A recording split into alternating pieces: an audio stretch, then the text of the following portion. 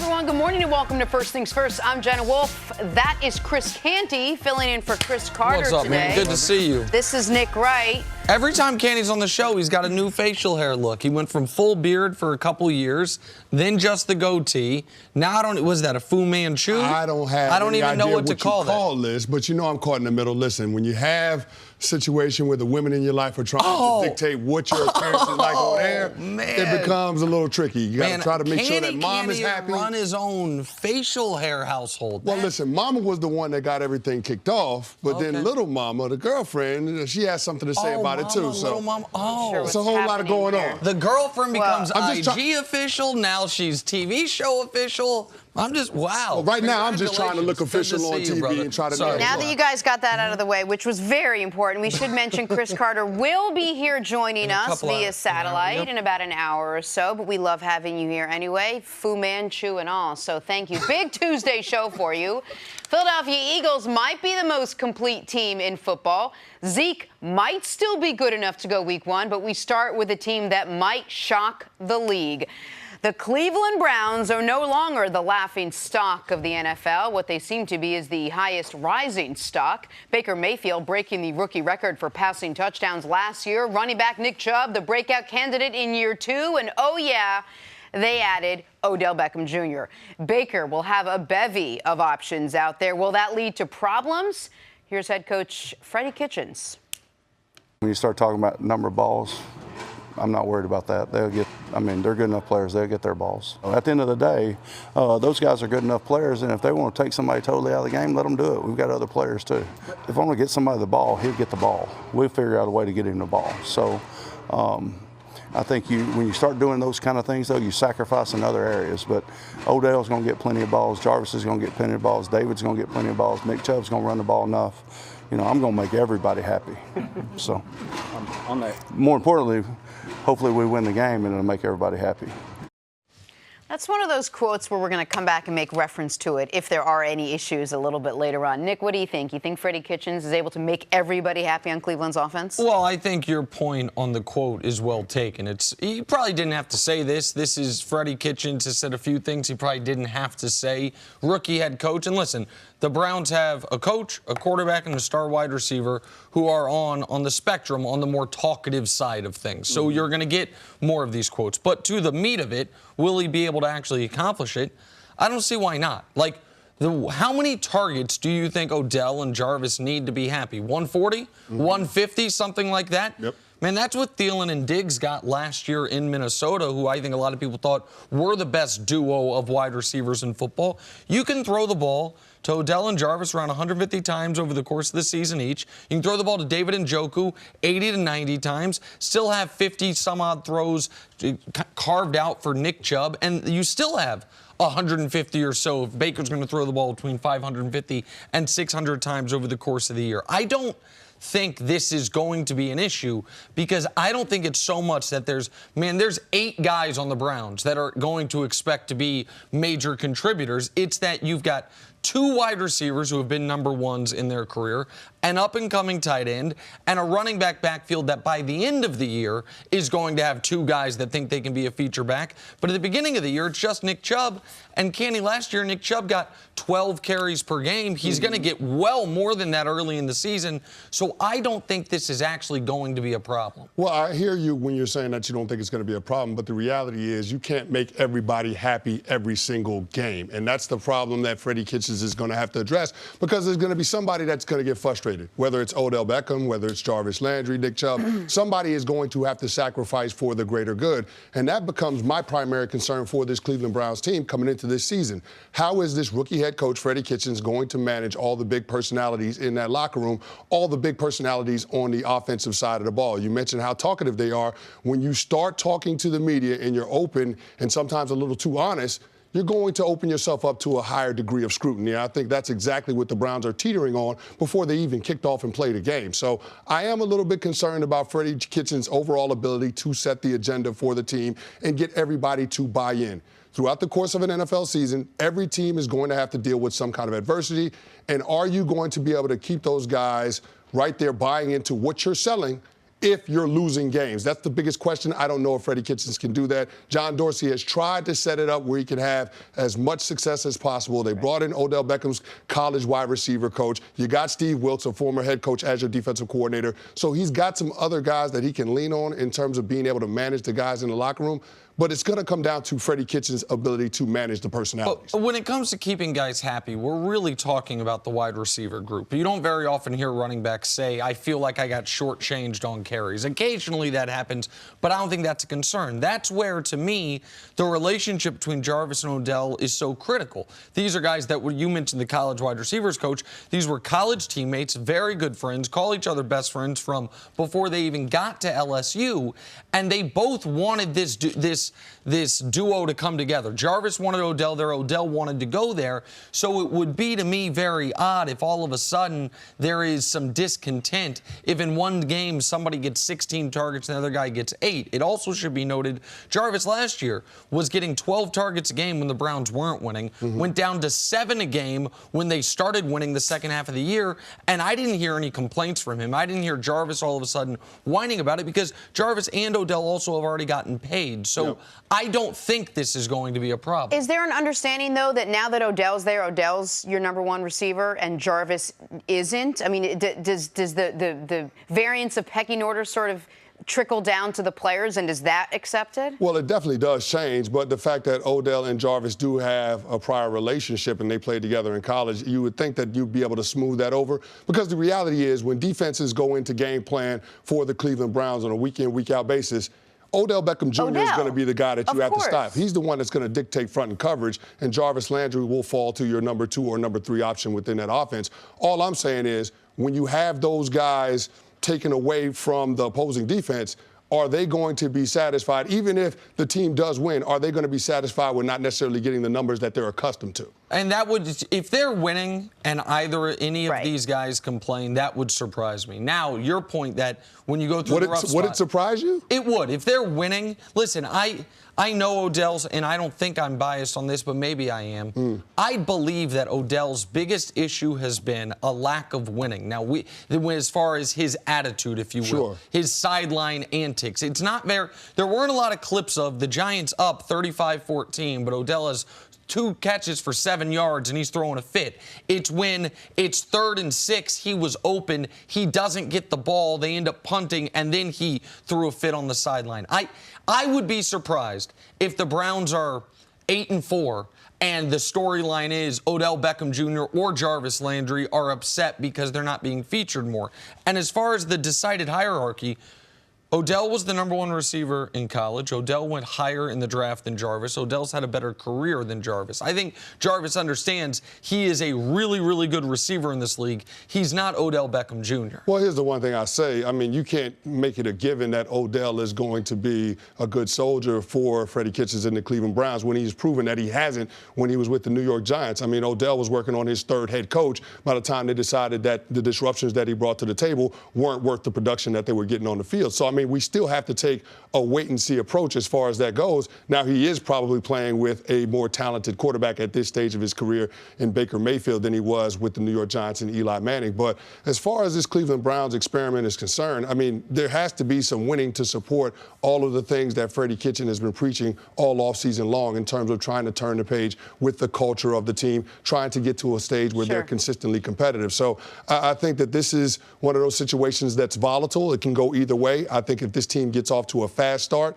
it will probably lend itself to these guys being able to be managed a little better by the coaching staff and the hierarchy in the organization. I think that's why I've been, and a lot of people have been hesitant to go ahead and put them in the playoffs already, is just because I'd love to see what they do. We know what they can do on paper. I'd love to let them win a couple games. Well, the next step is this team being able to compete for the playoffs. I mean, they came to about as close as you can get from being a 500 team without being a 500 team last year. So I think now this Cleveland Browns team should be focused on trying to win the division or get a wild card and get into the postseason. We'll see if they can get the job done. But I think a lot of people would be disappointed if we get to December and the Cleveland Browns are not in the conversation for the postseason. In the Browns' defense, it's very, very difficult to win games before the season starts. So we're going to have to wait and see. That's your opinion, Nick. That's your Come opinion. on, man. Don't be that guy. I'd want to see him do it. Well, the season starts in 2 days. Okay, well, we can put them in the playoffs once they've won at least a game. How about that? I'll just say this. The two teams in their division they're going to be competing with, Steelers and the Ravens, they got a better track record of being in the postseason than the Browns. Take a break. Coming up, are the Philadelphia Eagles the most complete team in football? Next on FS1. Do they have to win games? You can always check us out on the Fox Sports channel on Sirius XM. Didn't they win a Super Bowl a few years ago? A couple of different quarterbacks. What about the Patriots?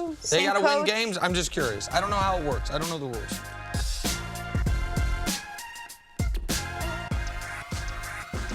Nothing adds to the excitement of watching the game quite like having a shot at $1 million payday. Draft your single game showdown lineup and feel the sweat like never before. It's simple. Just draft 6 players from the season opener. Stay under the salary cap. See how your team stacks up against the competition. But you don't have to wait till week 1 to get in on the action. Right now, all users can get a deposit bonus of up to $500. Download the DraftKings app now. Get in on the action. For a limited time, both new and existing users can get a deposit bonus of up to $500. And as an extra special week 1 bonus, new users can put in my code FTF to receive a free shot at $1 million with your first deposit. Don't forget, that's code FTF for your free shot at $1 million. Only at DraftKings. Make it rain. Minimum $5 deposit bonus requires a 25 times playthrough. Eligibility restrictions apply. See DraftKings.com for details.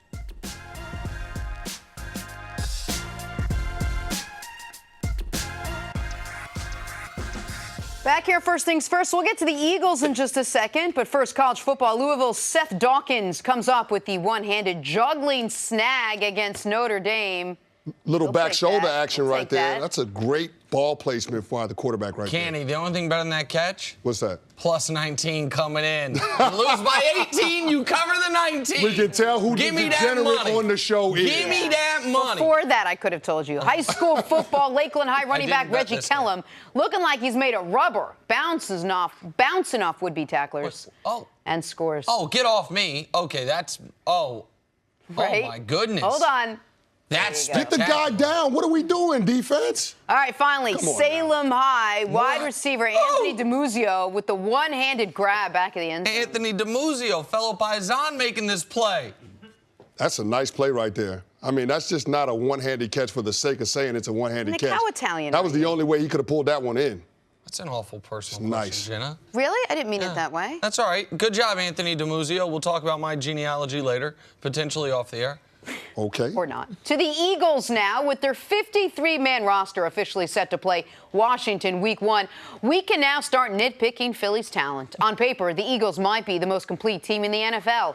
Off paper, they might be the most complete team in the NFL. I'm not sure. Head coach Doug Peterson said this is the deepest roster he's ever had. Now, granted, he's only heading into year 4, but still. Kenny, are the Eagles set up for another Super Bowl run on paper? Well, from a talent standpoint, absolutely. I mean, we said 2 years ago that the reason why the Eagles won the championship, despite losing their starting quarterback who was playing at an MVP level, was because their big people were better than everybody else's big people, that being the offensive line and the defensive line. I mean, when you look at the group that he has this year, I mean, you're talking about having all of those guys that you had during the Super Bowl run, plus the addition of Jason Peters because he was dealing with an injury. They had Vitae playing left tackle. So that group is presumably better. And then, of course, they added a first-round draft pick in Andre Dillard, who should be their swing tackle. He'll factor into the rotation. Defensively, they're 8 deep. I mean, you look at their defensive line, that group is stacked. I mean, you got Derek Barnett, you got Josh Sweat, you have Vinnie Curry. You have a lot of guys that Fletcher Cox is Fletcher Cox is a given, but I mean you're getting Timmy Jernigan back from the back surgery. Hashawn Ridgeway is a rotational guy at the defensive tackle spot. So I mean you do have guys that you can roll in there, fresh rushers that can get after the quarterback. So those two groups will be the strength of this team. When they won the Super Bowl, they had a top 5 scoring offense and a top 5 scoring defense. Their defense was first against the run. Their offense was able to convert when they got in the red zone. Their defense was able to get off the field in third down situations. So, I mean, when you look at all of the things, all of the metrics that would lead toward team success, the Philadelphia Eagles have the personnel to be able to have that kind of unit, that kind of dominant team. So I'm impressed with the group that they have in adding Deshaun Jackson to the wide receiver core. That should hopefully unlock the offense, being able to attack the defense on all 3 levels in the passing game. So I don't think Doug Peterson isn't wrong, but I think they got to go out there and actually win the game. Listen, Doug Peterson used the exact right word when he said the deepest roster. I went through their 2 deep because we now have the actual 53-man rosters after the cut-down day this weekend. They've got 4 legitimate starting caliber wide receivers. They've got 2 legitimate starting tackles who are not starting tackles for them, Andre Dillard and Vaitai, who you mentioned.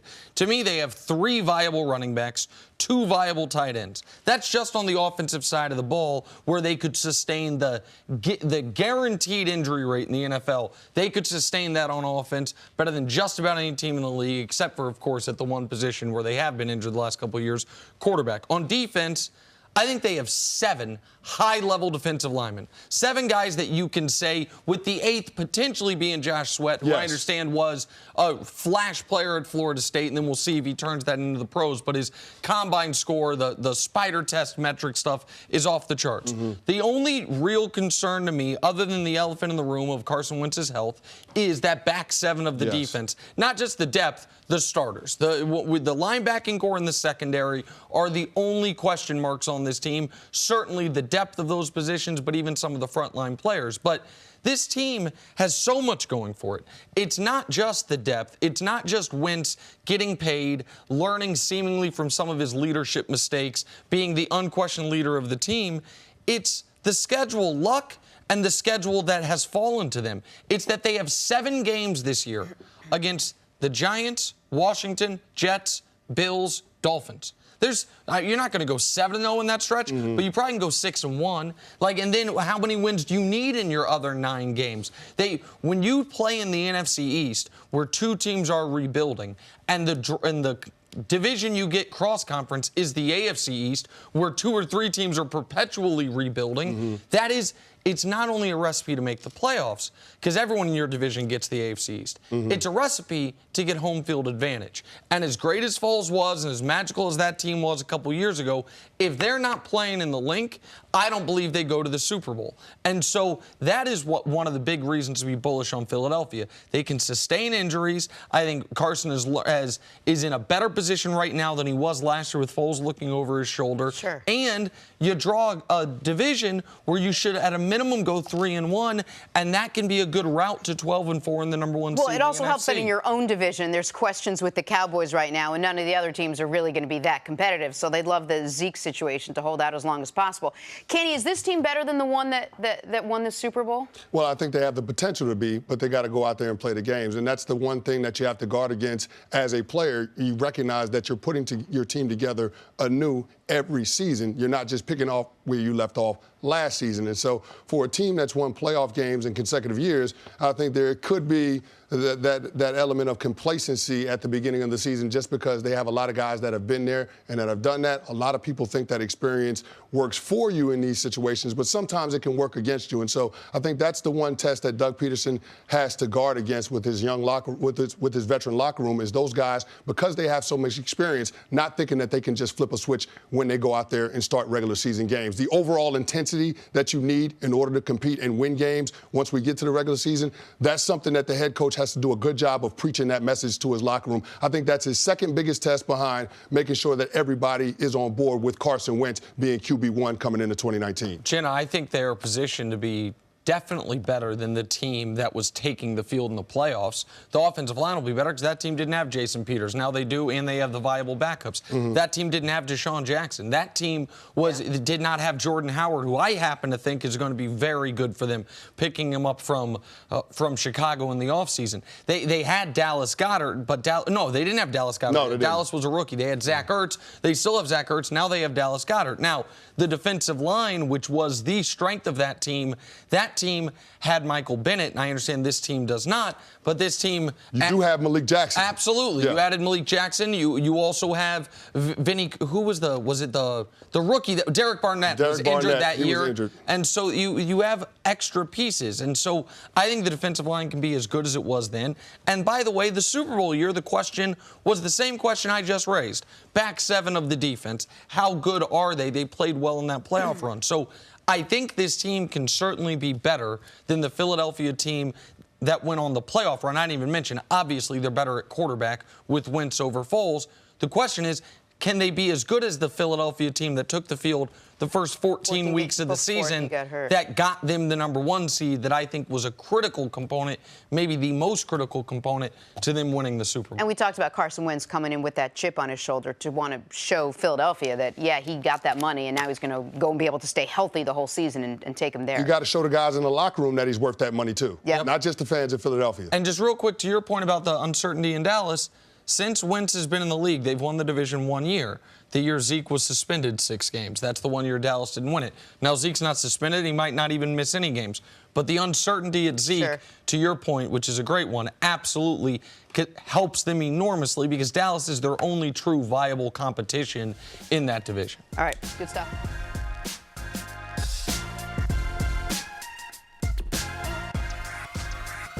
Time for us to go viral. So check this out from yesterday. Dodgers, Rockies, Chris Taylor hitting the frozen rope to center field. No, Dodgers fan Louis World watches it go. I mean, right listen. Back you're going to be a grown man and bring a glove to a game. You got to make that one. You got to make that catch, Coach. No question. And a glove to game guy and personalized jersey guy. Wait, nobody around him. That's mortifying. No distractions. And here's the thing. The Dodgers have a lineup. You know they're going to hit home runs. Yeah. So you just got to be ready for it. I mean, that's a bad one. Now, I was a really, really terrible baseball player, but I at least recognized it. I wouldn't be a grown man trying to bring my glove to a game. Come on. Yeah, you wouldn't attempt it, right? No, man. That's what it is. Not just because you know you wouldn't do any better. Of course. I don't want to show up looking foolish on television. Every day. Stories start your morning. Nicely done, Jenna. Let's talk Patriots wide receivers. Rookie Nikhil Harry was placed on IR, but he could return later in the season.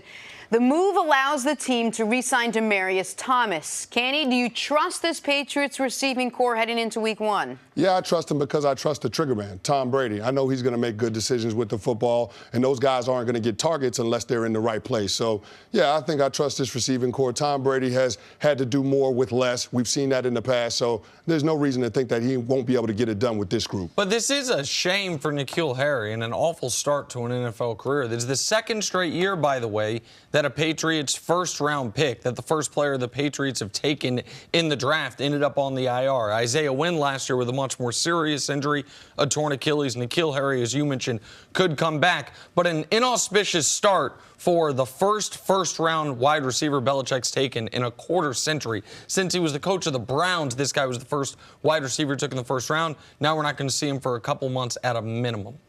All right, moving on. The Colts have agreed to a 2-year, $30 million deal with their new starting quarterback, Jacoby Brissett. $20 million of that is guaranteed. Nick, is this a good deal for both sides? I think it is. I think it's a great deal for Jacoby. He's never made real NFL money. Now he has. Also, it's not an extension. They rip up the $2 million he's due this year and give him $30 million over the next 2. So why would the Colts do it? Well, it protects them in this regard. If he has an awesome season, and they don't want to necessarily franchise tag him, and they want to leave the door at least somewhat open for Andrew Luck to return, you can't re-sign him or franchise tag him and then also have Luck come back. So now it leaves the door open for Luck to return in a year, and it guarantees they have their quarterback situation settled for this year and next. Yeah, good deal for the Colts, no question. All right, moving on. Amari Cooper returned to the Cowboys practice field yesterday for the first time since August 3rd. Dallas's Pro Bowl receiver has been dealing with plantar fasciitis in his left heel. Chris Canty, can Amari thrive if Zeke's holdout continues? Well, Zeke not being there certainly makes it a whole lot harder because last year they were working against a lot of single high looks, which means one-on-one coverage outside of the numbers, and Amari Cooper was the big beneficiary of all of that. Now you're talking about defenses that can throw too high safety looks at you, makes it exponentially harder for Amari Cooper. This is when Kellen Moore and Jason Garrett have to earn their money, the offensive coordinator and the head coach. They're going to have to scheme guys open a lot more when you don't have Zeke available. Not having Zeke would certainly make it far more difficult for Dak and therefore more difficult for Amari. One thing working in Amari's favor is he obviously has not been the situation many of these Cowboys have, which is their entirety of their young careers have been alongside Ezekiel Elliott. He was in Oakland where they didn't have a running game for some of that time, and teams were schemed like you're talking about, stopping him. Early in his career, he was productive anyway. The last year and a half, not so much. But I think it would hurt Dak's ability to produce so much that it would by default hurt Amari's ability to produce. All right, speaking of Zeke and the Cowboys, the two sides are reportedly making progress on an extension. But with every moment that passes without a deal, Dallas inches closer and closer to their Week 1 opponent, the New York Giants. But head coach Jason Garrett isn't worried about Zeke playing catch-up if he gets signed this week. Take a listen. Zeke is as capable as anybody I know. He's an experienced player. He's been a really good player for us. He knows our system of football. I don't think there'll be a lot of learning there. He's a smart guy. He's an instinctive guy. So, but again, that's a hypothetical. We're just focused on the guys we have right now. We're going to go practice as well as we can to prepare the right way to play the Giants. All right, Canty, we've asked Cris Carter, we've asked Brian West, a couple other football players, Bart Scott. Are you buying that Ezekiel Elliott would be good to go Week 1 if he showed up today? And is today the last day he'd really be able to show up before he wouldn't be able to play this weekend? Well, I think we have to look at Wednesday's practice. That's the first real practice with the install for the regular season game plan for their opener against the New York Giants. So, yeah, I think tomorrow would be the day. If he's not in the building, it would make it hard for him to be available for Jason Garrett on Sunday. But in terms of Zeke being ready to go, I think he's as ready to go as a guy that hasn't taken a hit the entire preseason can be. Like, we know he's down in Cabo training. He did the same thing when he had that 6-game suspension in 2017, and he came back and he was a highly productive player. So I'm thinking that he could potentially be an impact player in Week 1. It's just a matter of whether or not they're going to be able to get the deal done. But the one thing that you do have to watch is how is he going to react when he gets hit early in those games? No contact. Is he going to be able to protect the football? I mean, those are the things that you work on, you clean up during the course of training camp. He hadn't had that opportunity, so it'll be interesting to see how impactful he can be and what could be detriment because he missed so much time early on this summer. But that will be an issue no matter when he shows up. Right? Like that the first real contact he takes is going to be maybe one day of practice, but there's not a lot of full contact practices once the regular season begins. No, whether it's Week 1, Week 2, Week 3, whenever he plays his first game, that's going to be the first time he is repeatedly being taken to the ground. He is repeatedly having guys trying to punch the ball out. So we will see if he's on a pitch count, B, if the ball security, which I think is a very important factor that not many people have brought up, is an issue. But I do think this becomes a moot point because I think this deal gets done by close of business tomorrow. And which is a pivot for you, right? Because you thought this could go into the regular season. Absolutely. Yeah. But I think it's a good clarification. The reporting from Charles Robinson over the last 96 hours makes it pretty clear they are now down to the minutiae of the deal. They are now down to, okay, when does the money hit? Or they're dealing with things like the 30% rule, which are too nerdy for even me to get into. But it seems like they have agreed on the most important part. How much is guaranteed? How much is your actual salary? And once you are there and you are this close to the finish line, that is where Jason Garrett, who, by the way, is on the last year of his contract, can say to Jerry and Steven, guys, we need Zeke in the building by whatever date he thinks. Chris had said by the end of day tomorrow, or by the end of day today. Chris Canty is saying by practice tomorrow, so around about a 12-hour window. Whatever that line is in Jason Garrett's mind, if you are that close, and if the difference is between Zeke being able to play Week 1 and not play Week 1, even if Week 1 is just 12 to 15 carries, knock the rust off. Whatever that is, whatever his first game approach is going to be, you want that as early as possible. I now think that he gets there. I think he gets done, and I'll add one other thing.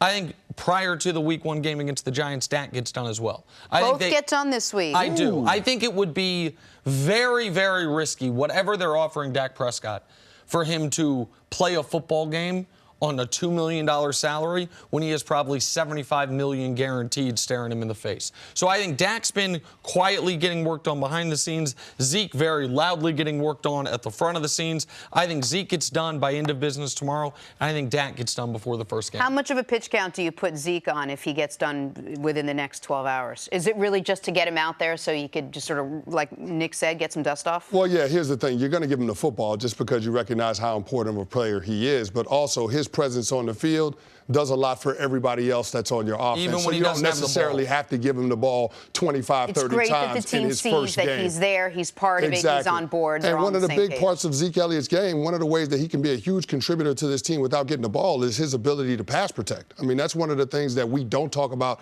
enough because Ezekiel Elliott is one of the best pass protecting running backs in the National Football League. Anytime you want to have a quarterback that's going to be productive, chances are you're going to have a running back that's going to be good in pass protection. Zeke does that. And then, of course, you're talking about the offensive line finally being whole. This is the first time where you've had Tyron Smith, Travis Frederick, and Zach Martin all together and healthy since the beginning of 2017. Yep. So, I mean, that's huge for this team moving forward. This was built on the offensive line and the running game. And so if you have your offensive line intact and then you have number 21 in the backfield, I mean, your offense is a completely different unit.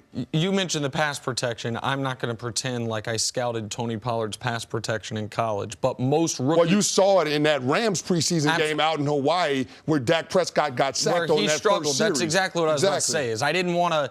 The one place where I've seen him do it, he's done it poorly, and that might not be fair to him because maybe he was graded in college. But most rookie running backs struggle in that regard. Yep. One of the things that was so noteworthy about Zeke was even as a rookie, he was a good and willing blocker in pass protection.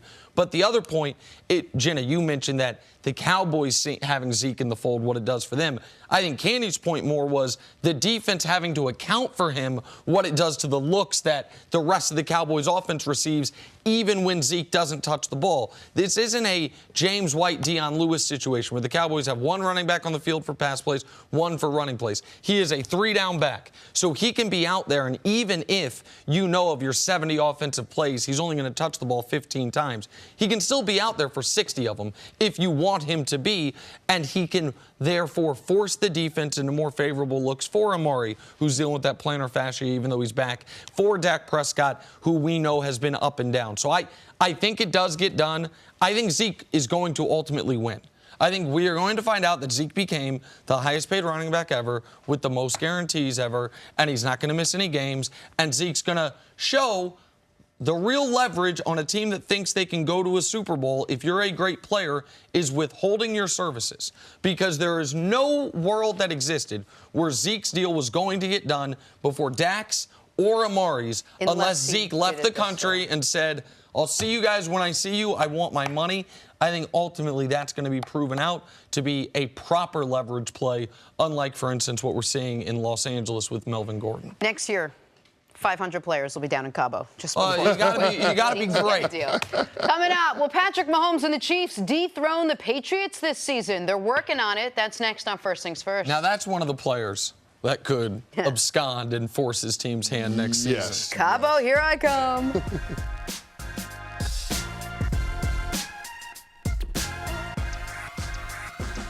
All right, Patrick Mahomes is coming off a nearly perfect year. 5,000 yards, 50 touchdowns, and an MVP. One little snag derailed the Chiefs' season. That snag? The Patriots. Mahomes took the 2 losses to New England last year as a learning opportunity, saying, quote, "You can't make mistakes against Tom Brady and Coach Belichick and the Patriots the way we did in both games. Early in the game, we obviously made things happen in the second half on both those games and gave ourselves chances to win. But if we just go in with the mindset of making adjustments even quicker, making sure that you go out there with a game plan and execute at a high level just from the beginning, they're going to keep executing, so you better too." All right, Nick, take all that in. How do the Kansas City Chiefs get past the Patriots? This might sound like the definition of insanity. Do the same thing again and expect different results. But I think you do what you did last year and expect different results. because your defensive personnel is a little bit better and your offensive personnel is the same, plus the addition of Mecole Hardman and whatever you get from LaShawn McCoy. I don't think you should pencil LaShawn McCoy in for elite level production out of the season he had last year, but maybe better fronts back with Andy Reid one more season. But anything you get from him is a bit of a bonus to me. But the Chiefs' offense are a bunch of young, great players. Young, great players tend to get better as they are approaching the prime of their career. I know the assumption is, well, Mahomes won't be as good as last year. Statistically, he might not, but he's certainly a better football player on September 3rd, 2019 than he was on September 3rd, 2018. Like, he suffered no major injuries. He went through a full season. He learned from all those things. His quotes there are spot on. In the 2 games against the Patriots, the Chiefs were down. The first game, I think, 24-9 at the half. The second game, 14-0 at the half. In both of those games, they scored 31 second-half points against the New England Patriots. In both of those games, Patrick Mahomes led 2 and then 3 fourth-quarter comebacks against the Patriots. And in both of those games, the defense could not get one critical second-half stop late in the game to win the game. And when you add Frank Clark, Tyrann Mathieu, Alex Okafor, Emmanuel Ogbah, the guy that you like a lot, the safety from your alma mater, Juan Thornhill, who, again, is a guy that I didn't watch a lot in college, but people have liked him in the preseason. My guess is by early in the season, he's the starting safety for the Chiefs. And you switch out defensive coordinators, can you go from the 31st best defense to the 24th best defense? If you can do that, to me, you can win the Super Bowl. You can beat the Patriots. You will beat the Patriots because this is the best offense in the NFL, led by right now the best quarterback in the NFL until someone takes that crown from him. Well, listen, I think the defense, I mean, they have to be better. They can't be any worse than they were in 2018. But to me, this team won't make the jump as a team if they're not able to close out games. And that's the one thing that we saw from this Chiefs team late in the season. You saw their divisional matchup with the Chargers. They ended up losing a home game against the Chargers late in the season because they couldn't close out a game with a lead. I think this group won't take that step until they're able to find some balance with that running game and being able to replace some of the production that you got from Kareem Hunt, not just in terms of yards, but in terms of overall impact on the game, being able to keep the opposing offense on the sideline. I mean, you can talk about Tom Brady and Bill Belichick and trying to come up with schemes to stop them. The best defensive game plan for that tandem is to make sure that they're on the sidelines and they can't put up points. And so if you're able to have some balance, being able to have LaShawn McCoy and Damian Williams close out games for you by controlling time of possession, then I think you'll be in better shape. But, I mean, this is a situation where the Kansas City Chiefs, this group should be better. This core of players should be competing for championships. I look for them to be the team to represent the AFC in the Super Bowl. In order to do that, you're going to have to go through New England. I think a big part of that is making sure that you have the best overall record in the conference and being able to have that AFC championship game at home, which they did last year. But having that kind of big game experience, it's only going to help the Kansas City Chiefs as they move forward. And sometimes you have these amazing offensive years, and the next year you regress. The Falcons, the year they went to the Super Bowl, was a top 10 all-time scoring team. They regressed some the following year. 2013 Broncos, they regressed some the following year, especially once Peyton, the end of the season, fell off. 07 Pats, you can kind of cross them off because they regressed, but they also had Tom Brady play one quarter of football that season. But the 99 Rams didn't. The 99 Rams, and Kurt Warner comes out of nowhere, different than Patrick Mahomes, but not different in this regard. Nobody was looking at the 99 Rams or the 2018 Chiefs as, oh, that's going to be an all-time offense. And then the 2000 Rams were first in yards and first in points, and the 2001 Rams were near the top, I think first in yards and first in points again, and they went back to the Super Bowl. Sometimes these great offenses stay great, top-of-the-league offenses. I think that's what's going to happen in Kansas City. The point Canny makes is also one that Cris Carter makes, and I think it's a really interesting one, which is how do you tell an offense score but do it more slowly? Because that's kind of what that's one of the things you're talking about, and I think it's a good point. When your defense is your Achilles heel, if you can score, Obviously, you want the touchdown no matter what. Yes. But if you can do it over 6.5 minutes instead of 3.5 minutes, it would be better. The Chiefs led the NFL in almost every offensive category last year, except for this one, where they were dead last. Touchdown drives of 6+ minutes. For the team that scored the most touchdowns of anyone in football, they had the fewest long touchdown drives, and that was one of the reasons the defense suffered so much. Yeah, they were at the bottom of the league in time of possession. I think Yep. it's 27-28, somewhere around then. I mean, you do have to have some semblance of a 4-minute offense if you're going to try to compete at a championship caliber level. Like in baseball, you have a closer, a guy that comes in, he's able to shorten the game, get those 3 outs for you, high leverage situations. I think in football, the equivalent of that is having a running game that when the opposing defense knows that you're going to run the ball, they can still line up and be able to run the ball and move the chains and get first downs. I'm not saying that you don't want the Kansas City Chiefs to be a big play, quick strike offense. You do want that for about the first 3.5 quarters. But then when you get to the end of the fourth quarter, being able to close out the game, don't give the opposing team an opportunity to possess the football. The opposite of what? Was it Travis Kelce who said, well, even when we run the ball, we're going to pass. But even when we pass, we're going to pass. Right. Kelce came out and said, he goes, when you guys think we're going to pass, we're going to pass. When you think we're going to run, we're probably going to pass there as well. And you want it, I get the allure of that. You got the MVP at quarterback. You have the best tight end in football. You have the most dynamic deep threat in football in Tyreek Hill. You have all these guys, but your point on being the Chargers game, they needed 1 first down. They couldn't get it running the football, and then they end up losing. All right. Cris, thanks so much for hanging with us today. Thanks for having me, guys. Love it, always. Coming up, can Amari Cooper be the Cowboys' savior if Zeke's a no-show? Cris Carter is back with us next on First Things First.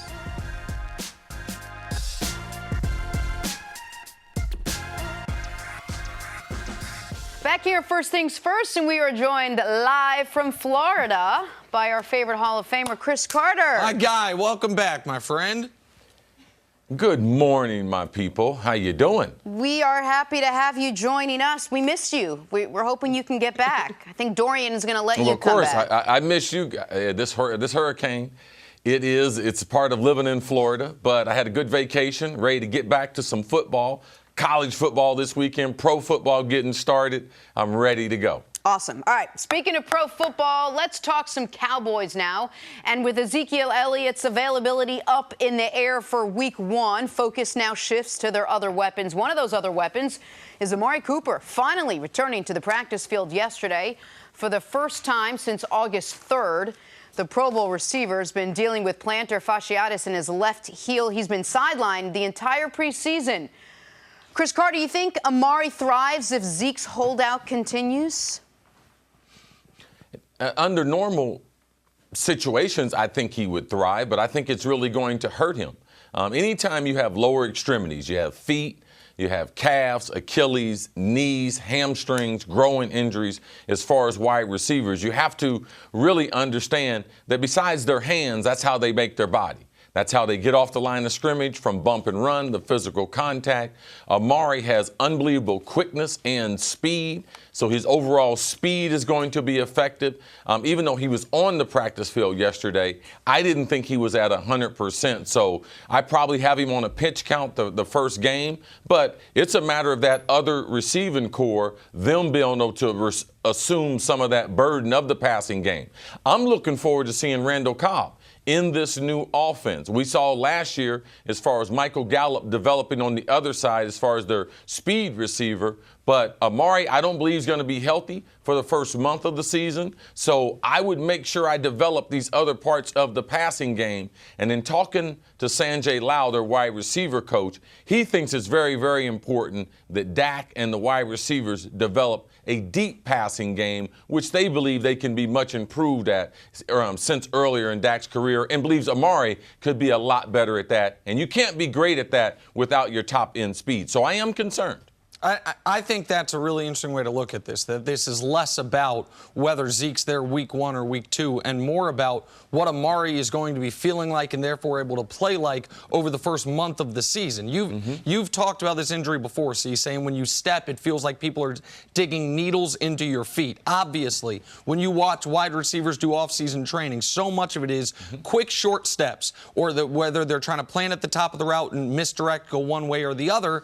And we know that Dak Prescott was one quarterback the first half of the year, one quarterback once Amari Cooper got into the fold. And so I understand we just showed Jason Witten. They have Jason Witten, and maybe he'll be better than Blake Jarwin and others who are playing tight end for them. I am confident Randall Cobb, no matter what stage he is at his career, will be better than Beasley and Tavon Austin were last year. Last year, the Cowboys wide receiver plan was a disaster. But the reason that it came around was because it's not just that they got Amari Cooper. They got the best version of Amari Cooper. First year and a half, 2 years in Oakland, Amari Cooper. University of Alabama, Amari Cooper. And so what version of Amari are you going to get no matter what Zeke is out there? And what does that do to Dak? Because we have seen, maybe he'll be different in year 4, but through 3 years, Dak has needed, in order to look like anywhere close to a top 10 quarterback, he's needed all of the table settings to be perfect. He's needed his full offensive line there. Well, now he's going to have that this year. He's needed Zeke back there. I think he'll have that by week 1. He'll almost certainly have it by week 2. But he's also needed a high-level receiver. In 2016, that was Dez Bryant and Jason Witten at a different phase of each of their careers. In 2017, it was none of the above. It was Witten, but he was at a different stage of his career. And guess what? Dak struggled. In 2018, it was Dak pre-Amari and post-Amari. So what about this year when Amari Cooper's walking gingerly and doesn't give them that deep threat? Can we assume Michael Gallup takes that big leap? What will Randall Cobb be? All of those things, to me, are legitimate concerns for the Cowboys, even when Zeke comes back. And if I'm Amari, Nick, not only am I concerned about the injury as far as the plantar fasciitis, because it's really hard to practice and recover. So each day is kind of a mission in itself to try to keep it as healthy as possible. So if I have an offer on the table, do I take that offer? Because I might not be able to duplicate the numbers that I put up in a half a season last year. So for me, that's something else to watch. If I'm Amari Cooper and I believe that my heel's giving me problems and I'm not explosive, especially the first month of the season, do I go ahead and sign that contract offer that I already have on the table compared to rolling the dice? Because almost every time I had a lower extremity injury, the compensation of that injury led to me injuring or hampering some other part of my body, that being calf, left calf, my right calf was strained, that being groin or hamstring. So that's something else to watch as we go through the season. This compensation, this wear and tear, what does it lead to? Because typically it leads to some other minor type of injury. So, Nick, if Amari's, as CC said, only going to be, half of what he could be for at least a month, and whenever Ezekiel Elliott gets in, he's not going to be 100% full strength for perhaps a couple games. How do you game plan with Dak Prescott knowing how much he needs both of those guys so much in his fold? What do you put together for him, at least in the early going? Well, if I can just take half a step back from the question, I think this is one of the reasons that the Cowboys are feeling a real sense of urgency with Zeke. Can we beat the Giants in week 1 without Zeke? Yeah, probably. Can we beat the Giants in week 1 without Zeke and with Amari Cooper not at 100% and with the suspension on our defensive line? Now all of a sudden we're really talking about two teams, even if by the end of the season we expect the Cowboys to be far, far better than the Giants, that at the beginning of the season would be close to equal. But now to directly answer your question, and Chris, I'm curious what you think about this, this would be an opportunity for Dak to prove folks like me wrong. Oh, you guys say I need all these things. Well, Zeke's going to have 15 carries, Amari's going to be 50%, and I'm still going to dice up the defense. I just haven't seen that from Dak Prescott. I think Dak Prescott is an excellent leader. He obviously is a tough football player and incredibly available. And those are two of the most important components any quarterback can have. But when it comes to precision passing, being able to read the defense and go second, third, fourth read, even if you don't have a star or a potential star like Amari Cooper beating his guy one-on-one, that's the element of Dak's game I haven't seen. And if Zeke is either not there on a pitch count and Amari's limited, that's the exact version of Dak Prescott, Chris, the Cowboys would be relying on. Yeah, but one thing that we have to bake into this, Nick, he's going to get better. He might not be one of the elite quarterbacks that we have in the league, but given the experience, given how much he loves football, we've seen it with other guys. Tom Brady was not an elite passer. I'm not trying to compare Dak, But we have to give young players an opportunity to be able to grow their game, for their arm to get stronger, for them to get more comfortable. Dak was a different quarterback in the second half of 2018. We should acknowledge that. And in coming back, there are a lot of question marks. Will Zeke be there? Will Amari be there? Will he be healthy? Will they develop another tight end? But I think the bigger question, Nick, is what is Kellen Moore going to do as an offensive coordinator? We don't mention him often, but you have to understand that as an offensive player, we're relying on him to get us in some good looks. So I think that Dak can be underrated as a passer, but I like to see all those weapons on the field compared to me trying to prove people wrong. Because the number one stat for the quarterback, Nick, you know this, it's winning football games. And I do believe they can win the first two games without a healthy Amari and without Zeke being there. But all eyes on Kellen Moore. What is he going to do for Dak Prescott? Because I believe we will see better passing from him in 19, 20, and moving forward, because that's what we typically see from guys who have the type of experience that he's had his first 3 years. Just real quick before we move on, I think the Kellen Moore point's a really important one, and you're right. It's one that I have, throughout this offseason, to be honest, constantly overlooked to a degree, which is we look at the Packers, for example, and we say how much better will the Packers be because of a schematic change. Now, that's easier to see because it's head coach. We saw of the 8 head coach openings this offseason, I think 6 went to offensive guys, and we expect all 6 of those guys to put their imprint on their given teams. With the Cowboys, it's a little different because it's not the head coach, but Kellen Moore, in theory, and according to the reports out of Dallas, is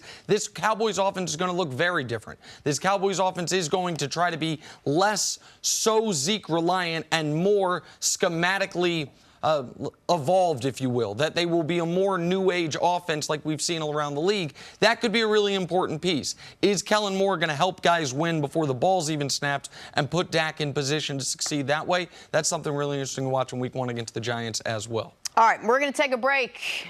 Keep it in the NFC East on the other side. Are the Eagles poised for another Super Bowl run? That is next on First Things First.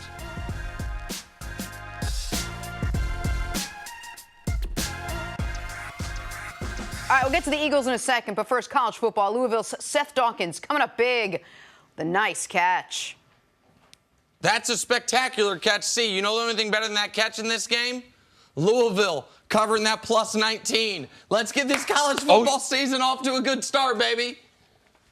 Yeah, I didn't, Fox Bet, I wasn't representing Fox Bet good this weekend, Nick. I took a couple bolo punches just to start the season. You know, the lines and stuff aren't necessarily true. High school football, Lakeland High running back Reggie Kellum. Tupperware, just bouncing off everything. Lakeland C. Hey, Nick, you know what? They beat us in the state championship 3 years in a row, Nick. I know. That's why I was about to say, man, this team's been producing pros for years. This kid, I don't know if he's a pro, but that's a hell of a play. Finally, Salem High wide receiver Anthony DiMuzio extending for the one-handed grab. Very nicely done. Like that. Okay. DiMuzio, I like it. Salem, that's like just a little bit south of the Hall of Fame there. You keep catching the ball like that, son, you might have a future. I like that. Well, you can go in the Hall of Fame. You can take care of my bust since you got nice hands like that. Fellow Dust it Paisan off, making make the sure it's highlights. spiffy. Well done, DiMuzio. To the Eagles now with their 53-man. You're Italian, Nick? That's what I wanted to know. With their 53-man roster officially set to play Washington Week 1, we can start nitpicking Philly's talent. On paper, the Eagles might be the most complete team in the NFL. Off paper, they might just be as well. Head coach Doug Peterson said, this is the deepest roster he's ever had. See, are the Eagles set up for another Super Bowl run? They really are, Jenna. If you look at their overall playoff experience, it's not like that they just built this team through free agency. Most of this team is built organically, either through the draft, developing other players off other teams. So I like the way it's not just a hodgepodge of big personalities and names thrown together. So they got good young players. Anytime you start where Pro Football Focus has you the best offensive line, the best defensive line, and, of course, my favorite group, the wide receivers, the best wide receivers, that's going to be a good football team. So it's not hype. There's more hype in Cleveland. This is a more proven commodity. If Carson Wentz is better, which he's got to be, with that new contract, then yes, this Philadelphia team on paper and on the football field, I believe it's a great collection of talent and potentially could be a Super Bowl champion. Folks in Philadelphia think I don't like their football team, but that in 2019 could not be further from the truth. And I think that Doug Peterson has the exact right wording here. The deepest roster he's ever had. And I think it might be the deepest roster in the entire NFL. They've got 2 truly quality tackles that are not in their starting lineup. They've got 4 legitimate wide receivers. They've got 3 legitimate running backs. They have not 1 but 2 potential high-level tight ends. That's just on the offensive side of the ball. The only spot, oddly enough, that they don't have depth on offense is the quarterback position, with Foles leaving. I know they brought in McCown, but that doesn't really matter. They obviously are all in on Carson Wentz not only playing great, but playing a full 16-game season. And defensively, you mentioned that Pro Football Focus has them with the best defensive line in the NFL. That might be true if you're just talking about the starters, and it's certainly true if you're talking about the full rotation of depth. They have 7, potentially 8, depending on what you get from Josh Sweat, high-level defensive linemen on this roster. Fletcher Cox is probably the least talked about great player we have in this league. Before his career's over, I agree with you. He should win a Defensive Player of the Year at some point. He kind of is unlucky that he's playing in the exact same era as Watt and Donald, 2 guys who have played interior D-line and just dominated. The only question mark I have, C, and it didn't bite him 2 years ago, it bit him a bit last year, but last year was more about injury, is the back 7 of the defense. The linebacking core in the secondary, I don't think has the depth, and I don't think has the elite front-level players. Everywhere else on the team looks as good as it's ever looked in Philadelphia. How much of a hindrance do you think that back 7 could be for Philadelphia? Well, Nick, you're right on. But in the modern salary cap era, we have to get used to having 1 or 2 units that are not going to be up to par with the rest of the team. But if you also typically, it's going to be where you spent resources. So if you look at their roster, where they've drafted high, where they have spent resources either with their younger players or with free agency, so that's also the position that has the least amount of dollars. So for me, it's not can they be great. I need their secondary to be around the middle of the pack. But what's more important is, can you create turnovers, because turnovers gives that offense extra possessions, and you don't need to be an elite defense if you can do that. And the other thing is big plays down the field. Will they make teams go the distance? 8, 10, 12 play drives, because if you don't give up big plays over the top, which young secondaries have a tendency to do, so those are the areas that I'm looking at. That's like they don't have to be great. They don't have a lot of draft capital in that secondary, so can they create turnovers and not give up big plays? It leads to a linebacking core that I believe will be much improved and a defensive front that is the best we'll see. We don't often talk about general managers, but you should in Howie Rose, because he's been able to put together such a deep roster at so many different positions, maybe except the one position you want to see a little depth, that is a quarterback, because you don't know what you're really going to get, hopefully, a whole season with Carson Wentz. But a lot of people are going to want to compare what they have this year to what they had when they won the Super Bowl just a few years ago. There are a lot of same pieces there.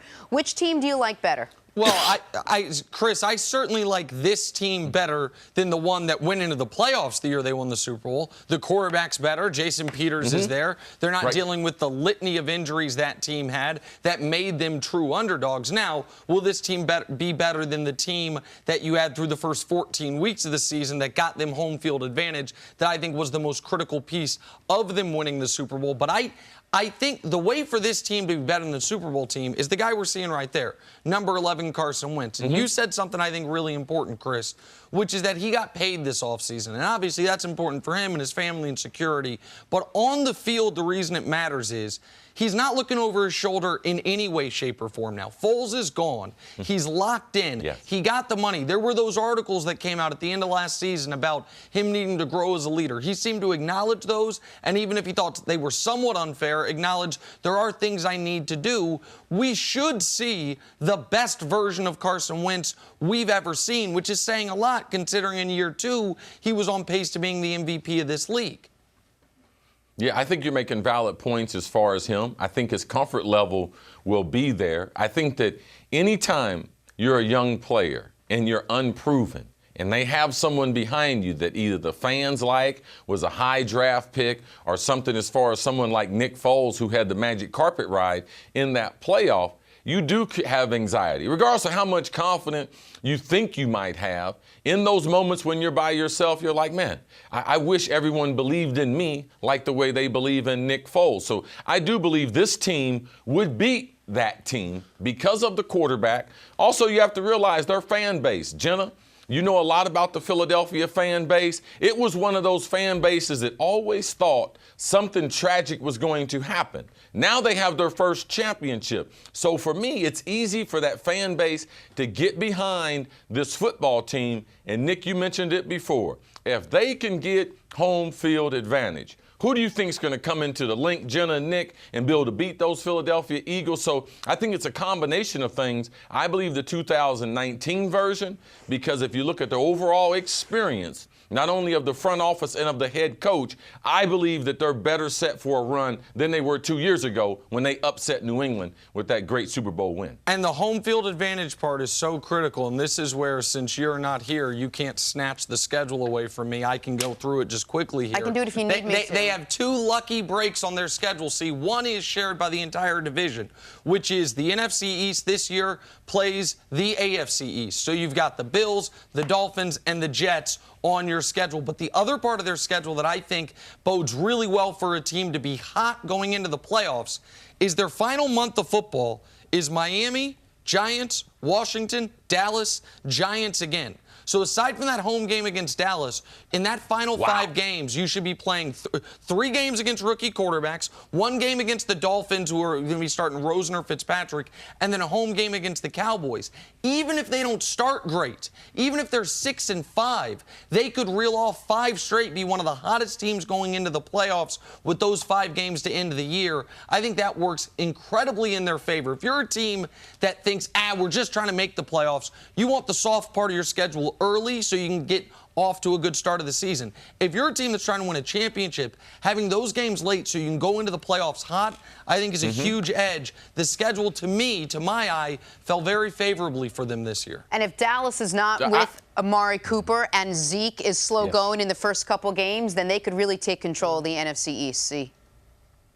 Yes, someone must have fed that schedule thing to you, because typically NFL players, we don't look at that schedule. We do look at the opposition. But, Nick, you make a great point as far as who are their opposition, how many teams they have rebounding. They're going to get the meat of their schedule early. And if they can get off to a great start, you're talking about having one of those special type years. And home field advantage in the NFC, it becomes important because, Nick, you've been talking about it. The NFC is stacked. And Philadelphia, if they can get through those first 2 months of the season, they are set up because of the schedule. Washington is rebuilding. The Giants are doing giant type of things. But that AFC East, the Dolphins, oh, my God. The Dolphins are doing the NBA. They're tanking, and they're trying to lie to us. Buffalo, they will be improved, but they're not going to win more than 6 games. So it's set up for them. The Jets will be a tough matchup, but it is set up for them to be able to accumulate double digits, and potentially, Nick, if you can get the 13 wins, bro, which is hard to do, man, you talking about a special season, man, grease up those up the poles in Philadelphia because people will be climbing them. Nick, I don't think you should go back to a game, though, there. I think the people might man, Billy, I think people, because of my love for the Sixers, I think people are coming around on me. Silly brotherly love. They're big Nick Wright fans these days. We got to take a break. Coming up, would it be a big mistake for the Cowboys to rush Ezekiel Elliott back for Week 1? That's next on First Things First. You see how CC took a little shot there? I don't know who fed that to you. No, nobody feed me nothing, see? Hey, you need to get over in that other chair, too, boy.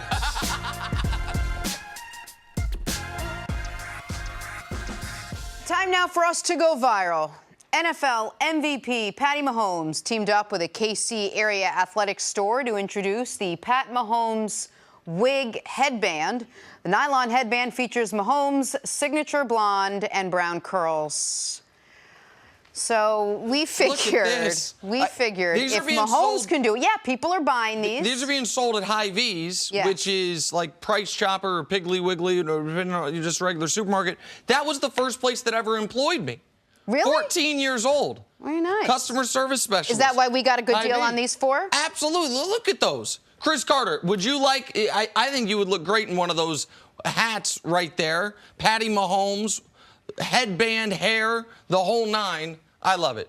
I love it. That shot is frozen because he's not very impressed. Oh, you're absolutely right that shot is frozen. You're totally he's correct. Not I very thought impressed. he was just Not sick of me talking about Patrick Mahomes. But you're 100% correct that shot is frozen. All right, time for stories to start your morning. Cowboys VP Stephen Jones met with Dak Prescott's agent over the weekend to discuss contract negotiations. But, quote, there were no details discussed. So, Nick, will Dak's deal get done along with Zeke's any day now? I actually think it will. I think that we're going to find out that while Zeke has been front and center of these contract negotiations, that quietly they have been making major progress with Dak Prescott.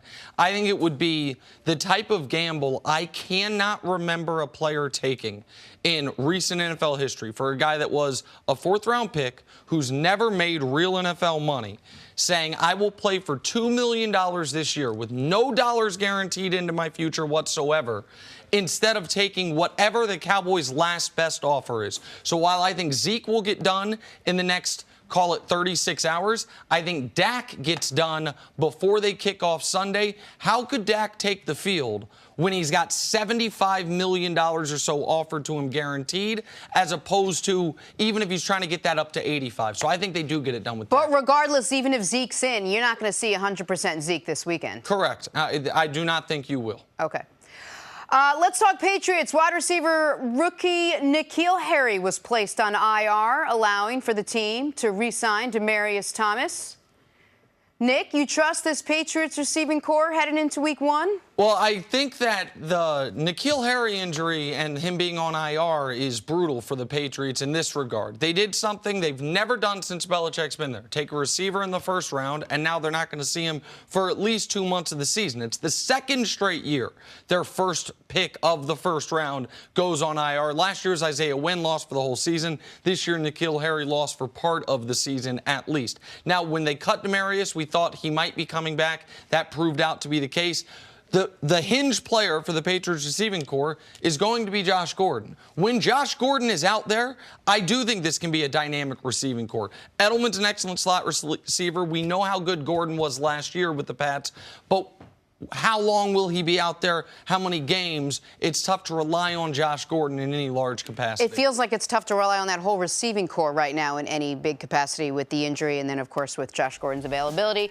All right, we'll take a break. Much more First Things First right after this.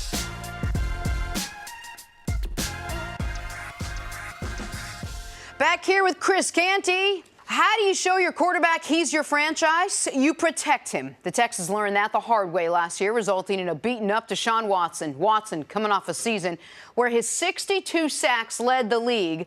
So when Houston traded for former first-round pick Laramie Tunsil to be their new left tackle Saturday, priorities were in order. Pro Football Focus says the Tunsil trade has put pressure on Watson to win right now. Nick, I'll start with you. Do you agree with that? Well, it puts more scrutiny on the team, more scrutiny on the Texans, and it removes what wouldn't have been an excuse, but a totally valid explanation if Deshaun Watson had a subpar season, which is the man was running for his life once again. But the pressure to me is less on the quarterback and more on the coach, GM, young king in Houston, Bill O'Brien, who has just, filled that power void entirely himself. And by the way, we've seen this play out in NFL history before, and I'm surprised more people haven't used this example. When Al Davis passed away, Hugh Jackson was in place in Oakland, and the power void created by Al Davis's passing, Hugh Jackson gobbled that all up and then did something we see a lot of coaches do. Coaches, when they also have GM power, when they know, man, if I don't win this year, I'm going to be out of here. Mm-hmm. You see it in the NBA happen a lot, and I think you saw it when Hugh traded a first and a second for Carson Palmer. What the Texans did here with Bill O'Brien, the owner passes away, the son takes over, Bill O'Brien, they oust the former GM, Brian Gaine. Yep. And all of a sudden, he knows, man, if we don't win this year, I could be gone, so the hell do I care about future picks? So let's trade for Laramie Tunsil. He got in a power struggle with Clowney that he lost. So the Texans, my friend Colin Cowherd made the point, and he's right, but I don't think it's the whole story, which is the Texans are, of course, better this year than otherwise, because this year, those draft picks, they would not use this year because they're future draft picks. But the price they paid was enormous, and yeah, it puts pressure on everyone in the organization. I do think in the short term, Cris, it makes Deshaun Watson better. Laramie Tunsil will make the entire offensive line better, but the cost was just so enormous that I think Deshaun Watson will benefit from it in 2019 and pay the price for it maybe in 2022 and 2023 when the team is less talented around him. Well, what you're hoping is that Deshaun Watson will be able to mitigate those deficiencies that you're going to have in other areas of your team because you don't have that draft capital. Now, giving up 2 first-round draft picks and a second-round draft pick, that's a steep price to pay. Man. But when you look at what happened in your division with the Indianapolis Colts and the health, especially early on with Andrew Luck, which led to his early retirement, you recognize, okay, it's important to make sure that we protect our franchise quarterback. You can't have Deshaun Watson taking a bus to a road game because he can't fly with the team due to a partially collapsed lung. I mean, getting sacked 62 times, that's not sustainable. So I think that Bill O'Brien made the right decision in terms of addressing an area of need. You just don't like the price that he paid. But that's the problem when you have that inherent conflict between, the general manager's responsibilities and the head coach's responsibilities. Sure. I mean, the head coach is trying to win for today. The general manager's responsibility is make sure that you have sustainability and you can win tomorrow. But because Bill O'Brien is on the hot seat, he's going to mortgage the future of the franchise with the draft picks in order to give himself the best opportunity to have success. But the fact that they did address that area of need with this move and some of the moves that they made in the offseason, you have to feel good about the Texans, especially with Andrew Luck retiring in the AFC South. I mean, they clearly have the best quarterback within that division. If you have the best quarterback, that's going to lend itself to you having a really good chance to win your division. Oh, they without question have the best quarterback in the division, and they have the best wide receiver in the division. Some people think the best wide receiver in all of football, but I don't think the Texans got dramatically better than they were last season. They got better in one spot, left tackle. They got worse on the defensive side of the ball. You get worse when you lose Jadeveon Clowney. Yes. Like, if people can say, oh, he didn't live up to the hype of #1 overall pick. They got worse. They lost Tyrann Mathieu, and I understand Tyrann Mathieu, some people say he's not the all-pro that he once was early in his career with Arizona ever since he blew out his knee. He's still a valuable, good defensive player. And for the Texans this season, this is my issue with any team. It was my issue with the Giants. Even if I don't agree with your philosophy, do you have a philosophy? Someone explained to me the Texans saying, we think because Andrew Luck retired, we can win right now. We can go to the Super Bowl or the AFC Championship game. Franchise never been to the AFC Championship game. Get further than we've ever gone. And, oh, yeah, by the way, we'll give away Jadeveon Clowney for 20 cents on the dollar. He wasn't going to sit out the year. No, he couldn't. He couldn't sit out the season. He was going to play for you, and you gave up on him. And so I think on one side of the aisle, they are saying, all right, we'll get rid of Clowney, even if it's just for a third-round pick, because it's not just about this year. And on the other side of the aisle, they're saying, the Texans will have made 1 first-round pick for 4 years once this Laramie Tunsil trade is finally paid out. And by the way, the pick they made was this year a tackle who they love so much, they just traded 2 more picks to get a tackle to play over him. It just, organizationally, it does not make sense to me. No, it doesn't make sense. I mean, we haven't seen that Bill O'Brien can prove that he's a head coach in this league, let alone being a talent evaluator and decision maker. And that's essentially his role because he's also the GM down in Houston. So for me, it's clunky the way that the organization has gone about their business. I mean, a part of this responsibility falls on Cal McNair in terms of setting the hierarchy within the organization. I don't think he's done a great job. And so now it's a matter of, okay, is this going to play out the way that Bill O'Brien envisions with this team being able to make a run at some point over the course of the next several years? But in looking at how this team is built, I think you have to recognize that this was a team that was led by their defense in years past, but they're transitioning to a team whose identity is going to be on the offensive side of the ball because you do have a quarterback that most would agree is probably a top 10 to 12 quarterback in the National Football League. I have a question. We started this conversation talking about that offensive line, and I don't know whether you think it was dramatically improved or not. How much of this is also placed on Deshaun Watson? He holds on to the ball a long time. Some of that the line can't do anything about. I don't know if one left tackle is going to make the line much better, but I think Bill O'Brien has to address that as well. Well, you have to have somebody that you feel comfortable with lining up in one-on-one pass protection situations because you can't double-team everybody across the defensive front. And I think Laramie Tunsil gives you that flexibility. You can slide the line to the opposite side. You can help out some of those guys on the right side of your offensive line, knowing that Laramie Tunsil can line up against your premier edge players and hold his own. So I think that is a huge benefit for Deshaun Watson. But the other part of it is, what are you going to see from the running game? Or is he going to have some balance on the offensive side of the ball? They lost Pro Bowl running back Lamar Miller. He tore his ACL in that Dallas Cowboys preseason game. But they did make the move to bring over Carlos Hyde and Duke Johnson. So we'll see if those two guys, by committee, are going to be able to replace the production that you got from Miller. But it has to be a much more balanced offense in order to alleviate pressure from Deshaun Watson. But, I mean, listen, it's not for a lack of trying. They've tried to put the pieces in place so Deshaun can have success. And I do think this team is the team to beat in the AFC South. It's just a matter of how much high-level winning are they going to do. That's the one that I don't have an answer to because I have a question mark with the head coaching spot. Thank you for listening to the First Things First podcast. Remember, leave us a review and tell us what you think. Subscribe to the podcast on Apple Podcasts and catch us on FS1 Monday through Friday, 6:30 a.m. Eastern. For Cris Carter and Nick Wright, I'm Jenna Wolfe. So long, everybody.